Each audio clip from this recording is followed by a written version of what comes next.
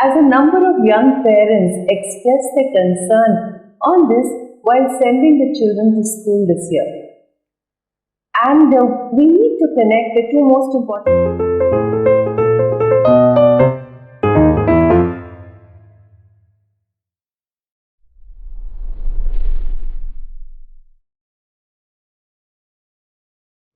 Welcome to the 16th episode of Shiksha Sarathi. Today the topic is a little different from the routine, as a number of young parents express their concern on this while sending the children to school this year. And we need to connect the two most important pillars, the teachers and the parents, who really work for the children. And we have chosen this very sensitive topic, from diapers to independence, setting toilet routines. This one is for parents who want to help their children become independent, respecting that each child has a readiness, but adhering to the general developmental milestones. The other reason was that when the school session began and I was interacting with teachers, they told me how each year the number of children coming to school in diapers with little or no mindfulness of the use of washroom has been going up, and it was really concerning. So I thought that this episode must be dedicated to understanding that children have a natural progression of control of normal biological functions. And just like everything else that we want children to learn, these too will need mindful practice and repetition patterns.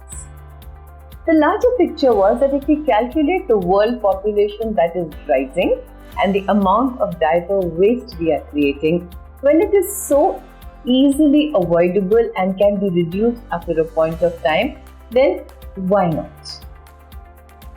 Because these are very doable, very simple correctives that have been happening generation after generation and are so possible. So India was known to have the simplest way of taking care of this very natural process. Traditionally, when there were larger homes, there was a pattern of taking the children to the washroom regulated by the older members of the family.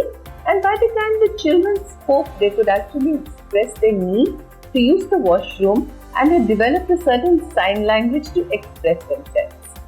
But then gradually things changed, and as parents got busier, families got smaller, of course, this became a simpler and a very hygienic way of handling the children. But finally, many parents approach us and ask us, how do we break this habit?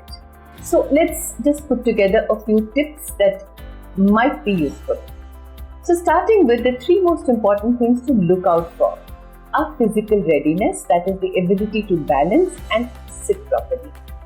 Cognitive readiness, or the ability to understand instructions, follow some safety norms, emotional readiness of observing and adapting to independent habits seamlessly.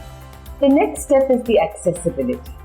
Never to forget the safety and comfortable clothes. In both home, schools, or wherever we take the children, cleanliness is so important because many times children don't want to use washrooms because they don't find them comfortable and clean. So a few simple processes that will help the children are: set a schedule. So before meals, after naps, don't have long gaps. Communicate. Use consistent language, short sentences. Start with the mother tongue. Encourage the children to use the home language to express themselves. Flexibility. There will be small changes required even after setting a routine. So let these changes be gentle and matter of fact.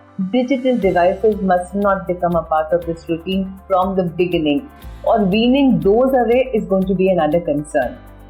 Good time for children not to see their parents taking these devices to washrooms themselves. Incidents of lack of self-control are inevitable and a part of the learning process. React calmly when these incidents occur.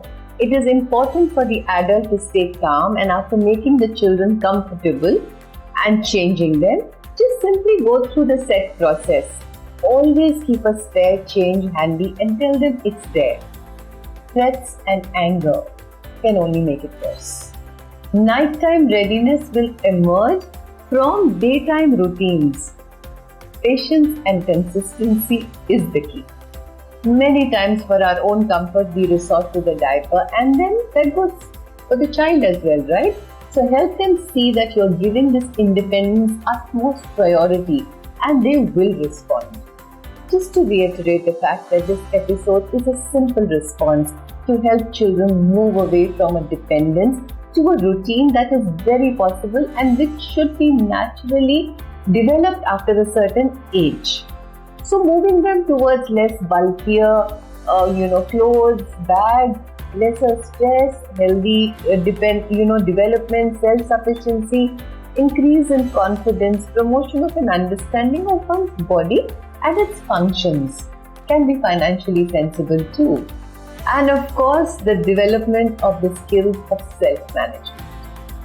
So like I said, this is for young parents and teachers to make this journey of independence more comfortable. I've spoken to 3 generations of parents before I actually recorded this episode. One generation before me, my generation, and 2 of the younger generations.